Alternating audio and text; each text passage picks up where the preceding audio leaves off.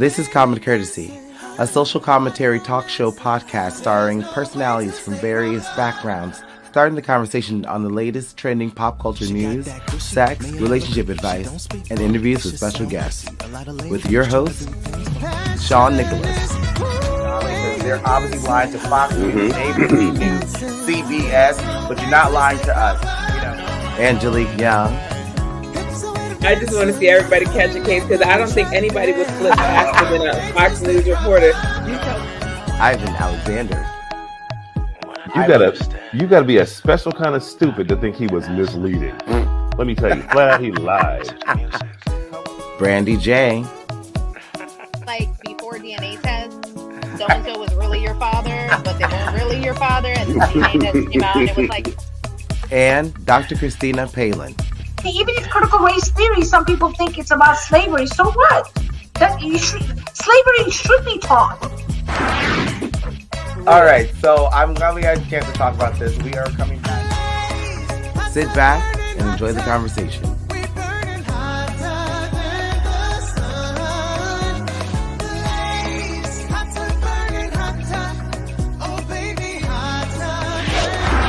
Hey guys, and welcome back to Common Courtesy. I'm your host and moderator, Sean Nicholas, and with me, I have my wonderful co-host, Angelique Young. Next to me, I have Brandy J on the bottom, and then I also have Ivan Alexander, and we are here for another brand new episode of Common Courtesy, and this is a social commentary podcast featuring members of the LGBTQ plus community talking about sex, race, and politics. Let the drama begin. So I just kind of want to ask you guys, because it's been a while since we were filming, how is everyone doing? I want to start with Angelique. How is everything with you it's over there? It's going wonderful. I'm doing really good. I'm excited to be back. I'm excited to see this new platform play out. And I'm very, very excited about our topics today. We've got some doozies. Yes, today we are talking about the Don't Say Gay bill, which has now passed in the Florida Senate and is expected to be signed by Florida Governor Ron DeSantis. And also as well, we're talking about SamSmith and his lawsuit with the song that he had, Dance with a Stranger. And then the racism that's going on during the Ukraine war. But before that, Ivan, how are you doing over there? Ducky, glad to be here. I like the new platform. It's going to be a really good time. Definitely. Going forward, we're going to be rocking and rolling. Let's talk syndication. Okay. Okay, I'm trying to get some money over here. And then under bottom of me, Brandy, how are you doing Good, tonight? it's another day. I'm alive. I'm breathing. It's good. Okay, guys, let's get into it. So the first topic I kind of want to get into is SamSmith and what's going on with him. So let's get started.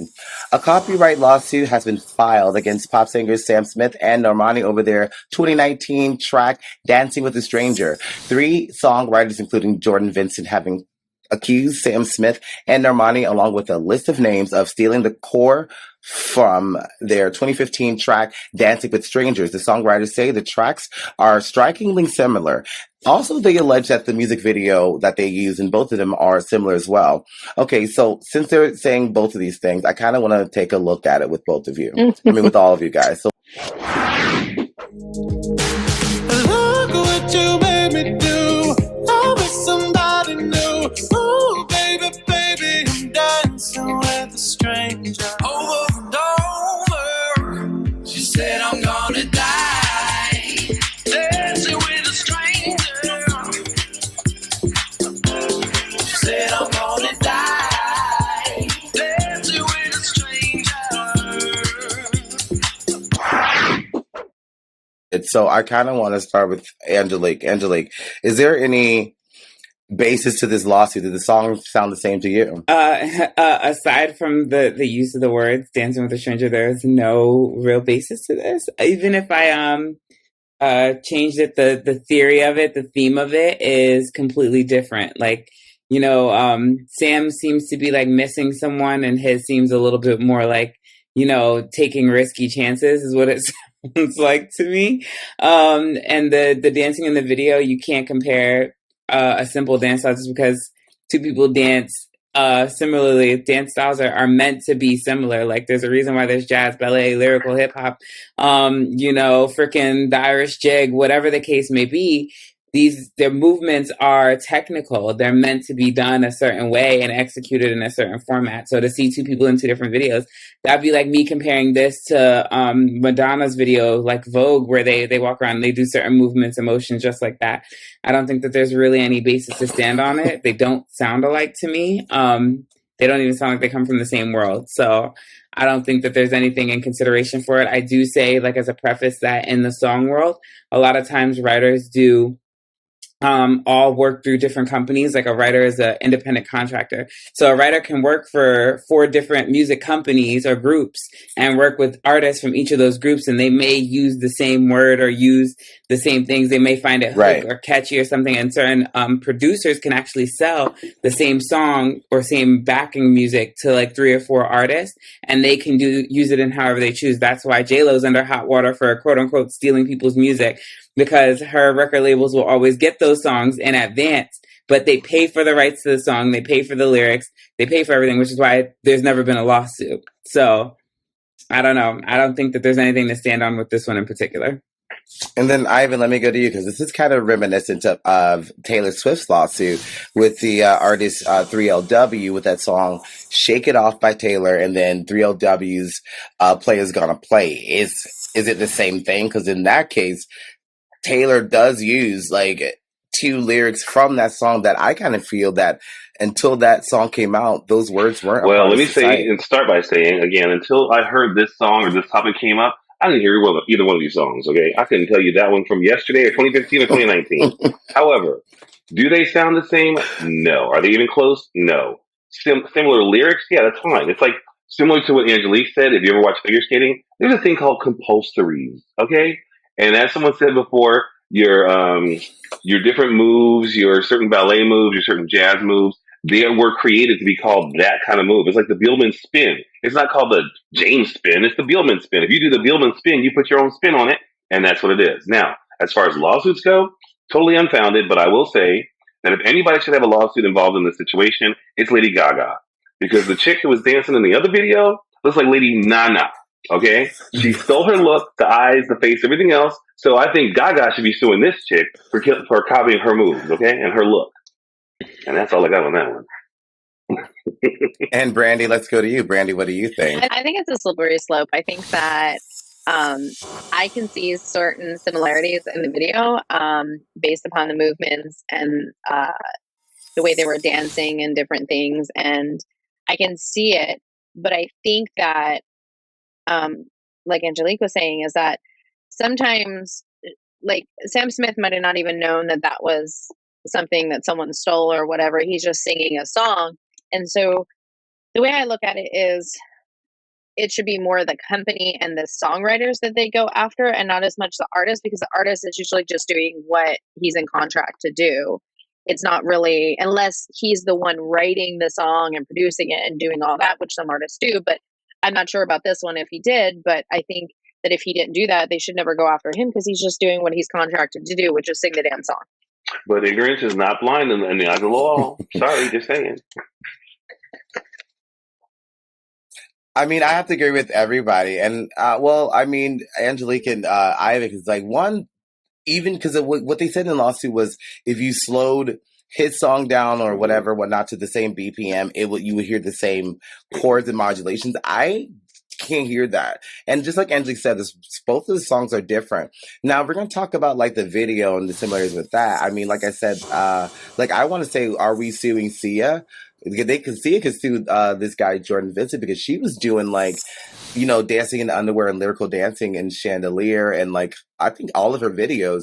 So I mean, it's just like a slippery slope, I think, because you know, artistic expression, there's one thing with like, you know, stealing from and then like appreciating something someone did. And I don't think I agree with Brandy when she said, I don't think SamSmith or even his team knew that this was a song. And like I said, the songs are completely different. Like SamSmith, the things that he's saying in that song is exactly what Angelique said. You know, he's missing somebody and he wants that person to come back, and now he's dancing with a stranger. It's a lot more deeper. And this Jordan Smith song, it has nothing to do with what Sam was saying. So, I mean, this lawsuit is... Well, I would say real quick, they throw this out. I would say real quick, if you slow it down and match up the BPMs and play it backwards, they'll have the same satanic verses in it. That's about it. They don't want to see me dancing in the shower I think, well, I mean, to be quite honest, I want Taylor Swift to like see some action because dead ass, when I saw Shake It Off, and when she was like, players gonna play, I was like, oh my God. Players gonna play, haters gonna hate. That's completely different. Cause like that's just like Dance with a Stranger. This bitch saying two of the lines of the song that basically made that song work. I mean, so I know Taylor, and I know Taylor know it. Let's be real about that. No, I know Taylor know it. Players gonna play and the haters gonna hate. If that's the case, then everybody owes Bill Bellamy a paycheck. Because Bill Bellamy in the movie that he did in the 1990s about how to be a player is where I first heard players gonna play and haters gonna hate. So if y'all want to play that game, it was there. And I thought that was a nod to them. Okay. So that's something that has been out and about. I mean, if you watch In Living Color, if you watch any, not for nothing, any show of color, that's something that is said quite honestly a lot. I even think it's in Friday. Like something like "Don't hate on me, play a hater" or some shit like that. Like I haven't heard it before. You heard it, but you've never heard it sung until 3LW. So the phrase itself, unless they coined it, that's not even the name of the song. So like they can't really claim that because she's not using it in the same context. Now I've seen other situations where people literally take the chorus from a song and use the hardcore chorus of a song, and they get sued. That's like what happened with Beyonce. Now, we could talk about that. Beyonce did Desiree's Kissing You and got sued by Desiree because she took the whole song. Like, she took large portions of it and re-sang them. So that's different. If we're going that route. But that's called sampling. But that's called sampling. No, but no, with Taylor, wait, hold on. With Taylor, when she goes, players gonna play, then haters gonna hate. Literally, it's two lines. No, she changed it because the 3LW lyric is players are gonna play and haters are gonna hate. Shot callers are gonna call and ballers are gonna ball. That's just the way that they do. That's the chorus line. I know because I love it. And Taylor's players gonna hate. The second she changes a word in the sentence, it is no longer the same. 3 letters does not. Players gonna hate that's a sentence. That's it. But that's not how 3LW do it. They have a comma. It's players are gonna hate and. And so the way that she changed it is she put hate. The second she put that word repeated repetitively, however you want to say it, that's when it's no longer the same. I'm looking at them. I'm like, girl, y'all that broke? Which one of the girls from 3LW is that broke that they need to check?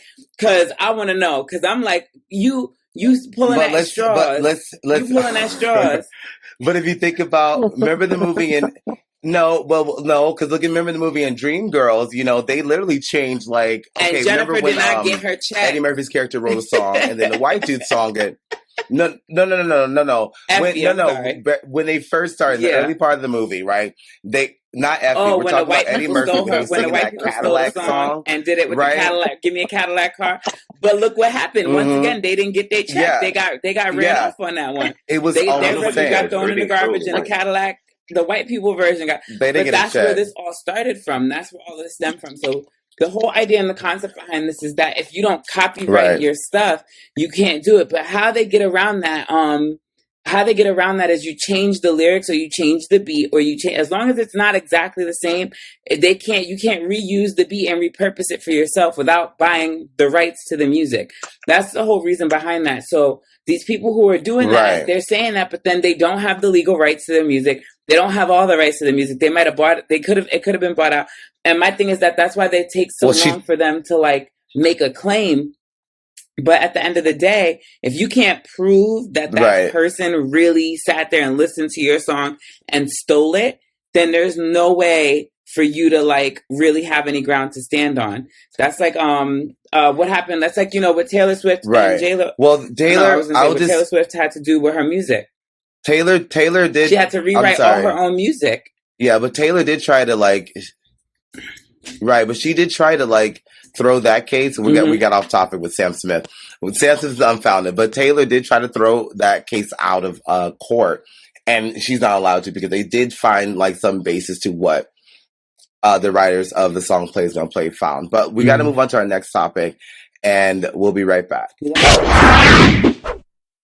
Follow our podcast page, Comic Jersey TV, here on Facebook and YouTube for more conversations on love, sex, relationships, and commentary on the latest trending news. And listen to us on multiple podcast platforms via comicurrencytv.buzzsprout.com. All right, so next topic, what's going on in Florida right now with Don't Say Gay? Florida's parental rights and education bill, dubbed Don't Say Gay bill, passed recently in the Florida Senate this week. Florida Governor Ron DeSantis is expected to sign the bill. The bill would limit what classrooms can teach about sexual orientation and gender identity in grades kindergarten and third grade. Lessons for older grades would have to be age appropriate. The bill would also allow parents to sue schools or teachers that engage in these topics. Celebrities are slamming this bill as anti-LGBTQ plus, including Andy Cohen, producer of Bravo's Real Housewives brand, spoke out this week on his show, Watch What Happens Live. So I want to just take a look at what he said. And I have a few things I want to say about this. First, to Florida Republicans, you're pretending to solve a problem that doesn't exist. There's not a mass conspiracy of kindergarten teachers who are plotting to teach children to be gay. This is one big dog whistle. You're scaring people into spewing hate and discrimination at the LGBTQ community. Second, while the words "don't say gay" don't explicitly appear in the bill, as a gay parent, I'm concerned that its deliberately vague language leaves room for it to be interpreted that way. Like, if my son went to school and talked about his gay dad during class and the teacher engaged, under your vague, hateful law, that could be considered illegal. And finally, supporters of this bill, including Governor DeSantis' press secretary, have spread so much misinformation, like suggesting only groomers would oppose it. You can't groom someone to be gay. You're born gay. And then there's Senator Ileana Garcia, who said on the Florida Senate floor, being gay is not a permanent thing. LGBT is not a permanent thing. Sweetie, with all due, it's permanent. Trust me.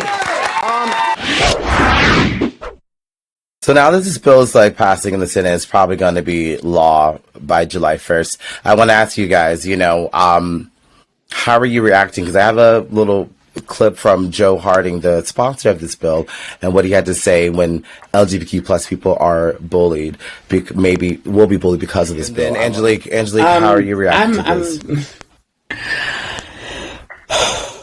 I'm deeply disturbed by this, only because at first, the initial way that this bill was promoted, it seems like as we take it apart and we pull back layer by layer and start to get to the heart of what this is really about, and how it comes down to the perception that the way the world is moving is so based in technology and the way that it's based in people's influential touches or abilities, have such an effect on our children that they're thinking that it's important to limit the amount of gay truths or gay interaction or just the downright word of anything that's LGBTQIA from children until they're in the third grade, because they're not able or capable of knowing better on their own.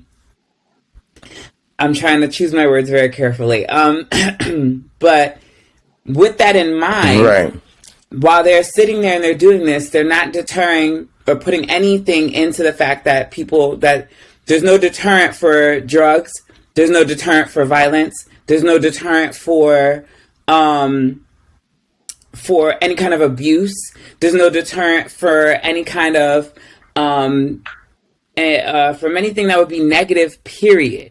This is specifically catered towards saying that out of all the things going wrong in the world, that being gay or choosing to feel gay or choosing to lean into your emotions in any way, shape, or form is worse than anything else, despite everything else going on in the world and all the bad things that we've been dealing with since before my time. And so I'm very, very upset that they're wasting time, energy, money, and they're so heavily pushing this as a method towards children that are under the age of, my nephew is 7. I think he's only in the first grade. So any child under the age of 9 is going to have an issue with this. You're making this is ridiculous. It's absolutely, teach sex ed to put a sex education thing in there for children in high school and make it so that they understand what it's like if they actually go back to days when they had to walk around with a fucking baby for a week. Give them, other things. Put your money into other things. Don't put it into this bill. This is a waste of time, a waste of effort. And I believe what Andy said is 1000% correct.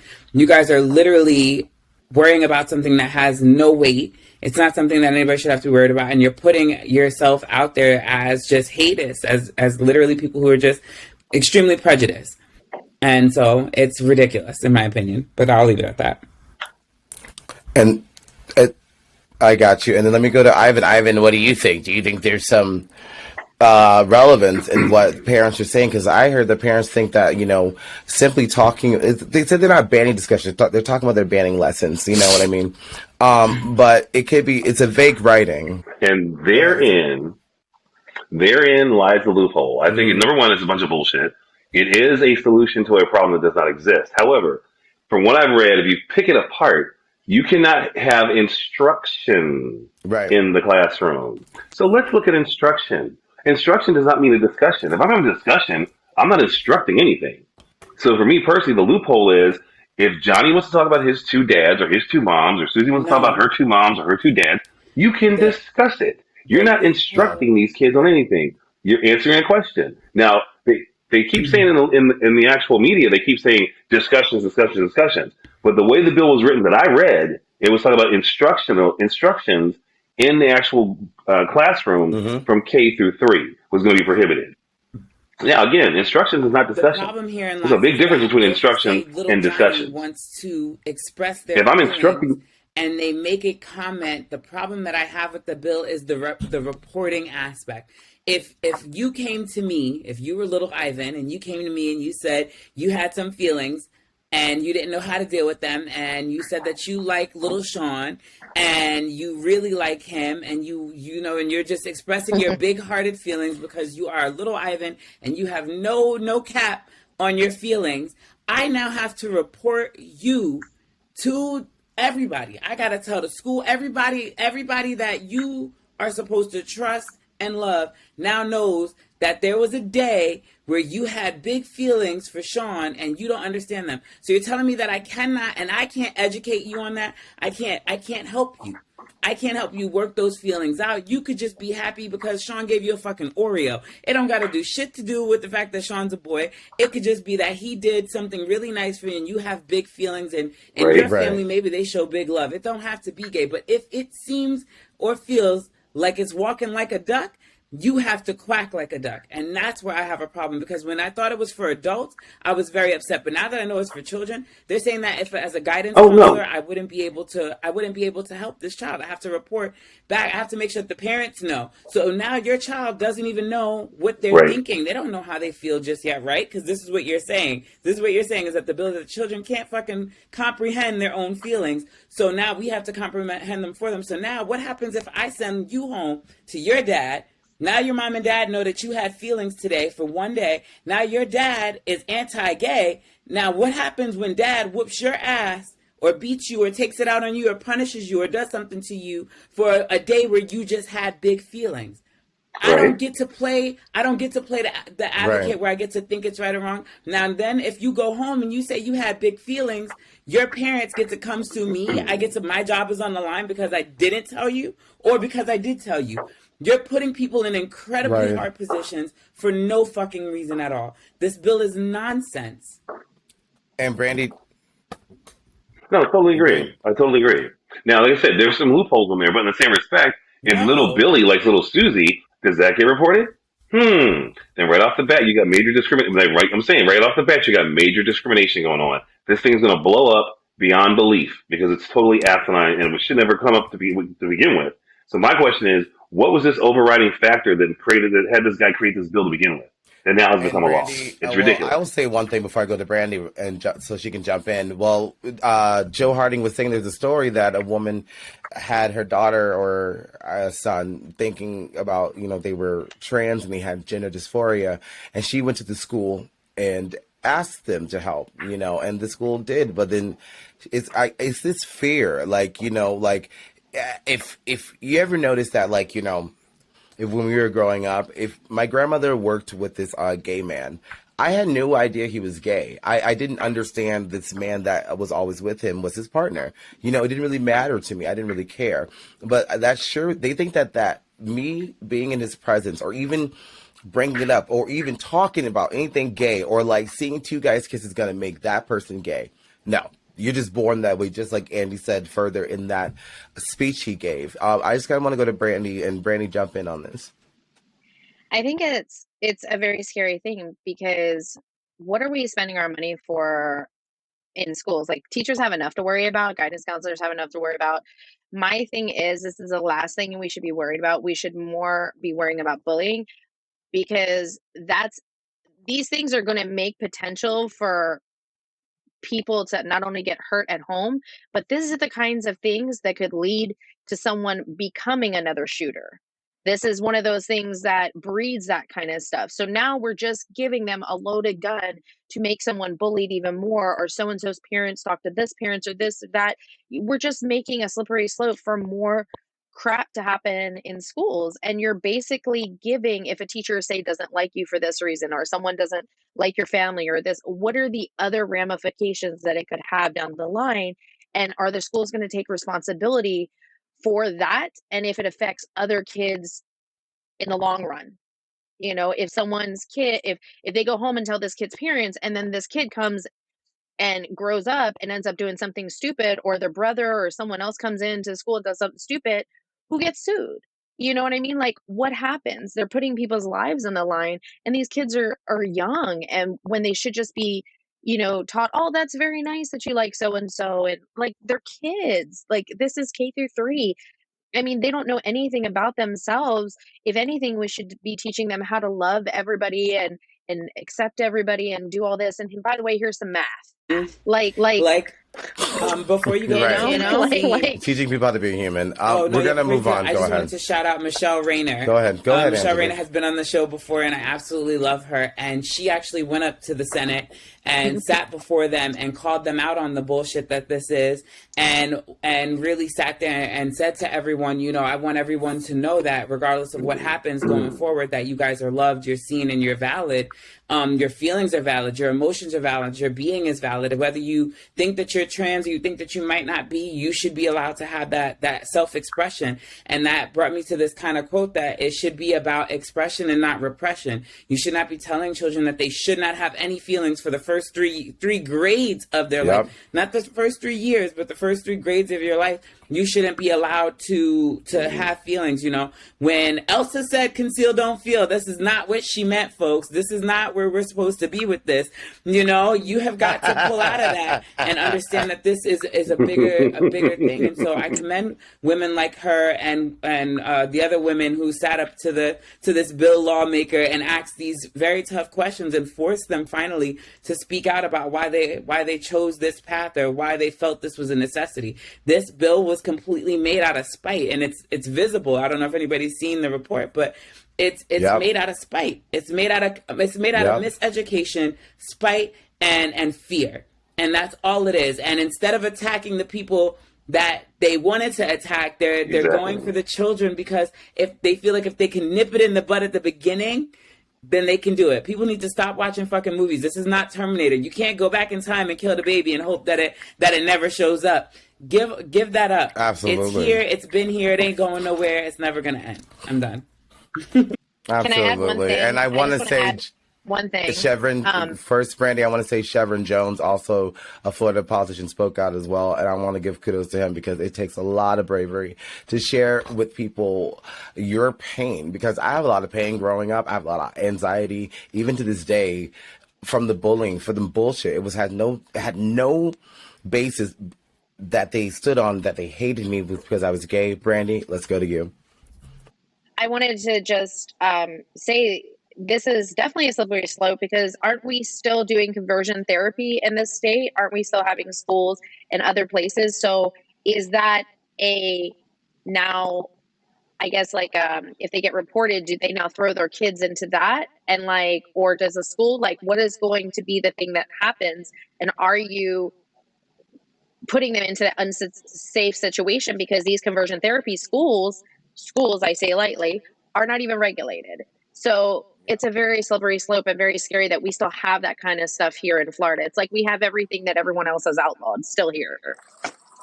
And we're going to go on to our next topic. We'll be right back. Okay, guys, let's get to this last topic because there's a lot of things going on in this Russia-Ukraine war. And one of the things that hasn't really been talked about was the racism that we're seeing at the Ukraine-Poland border. And there's a story from CNN from this young woman named Rachel. And we're just going to take a quick little look at her video. And when it was time to get on this bus, the Ukrainians said, just Ukrainians, literally as a black person. I even lied that I was pregnant. They didn't care. I was begging. The official literally looked me in my eye and said in his language, only Ukrainians, that's all. That if you are black, you should walk. And that was an additional 8 hours from where we were. By car, it was like 30 minutes. So we had to walk additional 8 hours. The problem isn't at the Polish border. It is at the Ukrainian border.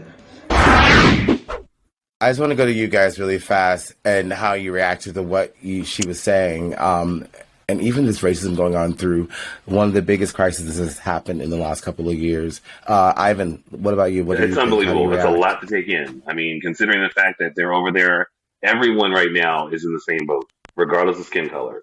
So how you're going to have somebody on the border and tell them because of their skin color they can't leave or they can't be a part of the, getting out is asinine. It's ridiculous. It's reprehensible. So, I mean, I can even imagine being at war. I mean, we take so much for granted. Like, we've got water, we've got lights, we've got power, a place to stay, the whole 9 yards. I'd be freaking the hell out. I'm like, you know what? If you're going to do this, make sure the bomb hits me and takes me the hell out because I can't deal with that. Seriously. I mean, all joking aside, it's 2022. But try and put yourself in that position for a split second. It's unimaginable. The crap you see on TV, apartments being blown apart, buildings being destroyed, bridges being destroyed, all kinds of crap. And there are 1.5 plus million people leaving their country, the place they know, where they're born, raised, all they know, with a bag of something. They have no time for anything else. Maybe some papers, maybe some, stuffed toys for the kids. That is, I couldn't imagine living through it. And then they have to face that kind of garbage on top of everything else they're going through. It's ridiculous. That somebody should be doing something about that. That to me is a war crime, as far as I'm concerned. I think this is just crazy. I think when I was reading it, it said 4 to 5 kilometers they had to walk between each checkpoint, and that there was 3 checkpoints. That basically they were being segregated, and then they were also doing something about only letting the females and the kids go. And apparently that was only supposed to be for Ukrainians, but they were extending it to everyone, which was beyond me because it's not their country. It's not their fight. So I don't understand that. And then they were saying in an article that they were letting 500 Ukrainian people through, and then they might let a few, like 30 Indians or Africans or whatever. And it's just like, how are we doing this? Are we doing like 20 of you and then 1 of you can go?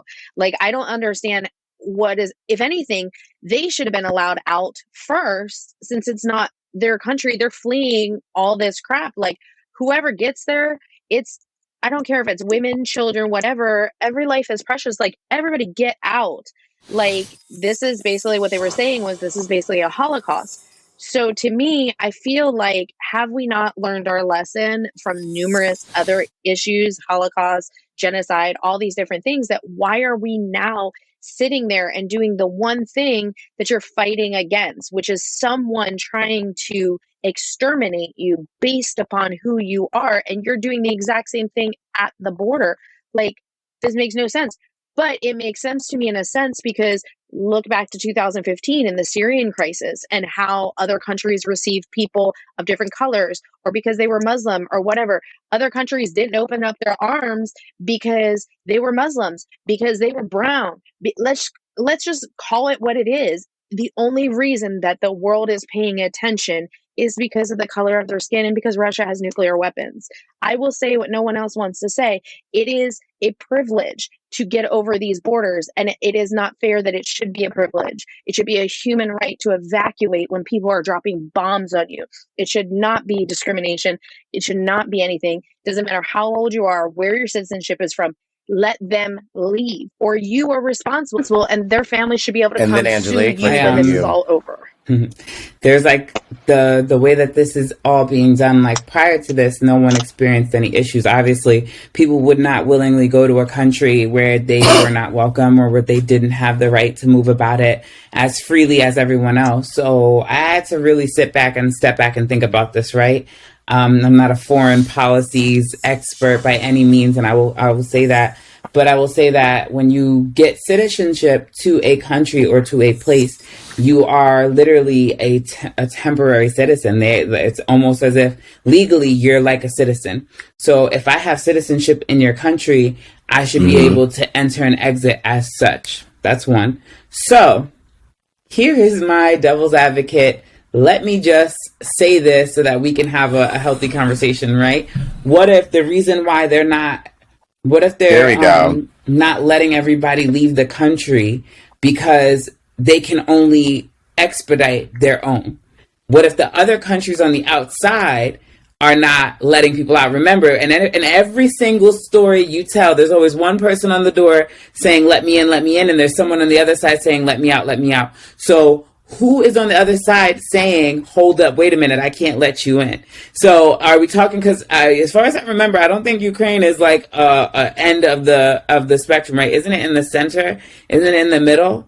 I don't know, somebody's going to have to do geography. I suck at geography. We did this last time. It's between Russia and Poland. Yeah, and on three sides, It's between Ukraine is right next to it. Right. It's right next to Russia, and like Poland is like So like I'm saying, like But they've been accused of things before. So if they can only go over to Poland, They've been Poland must accused be of like, this hey, type of listen, thing we back can't in the take day. everybody. But then you have to think about it this way. Imagine this.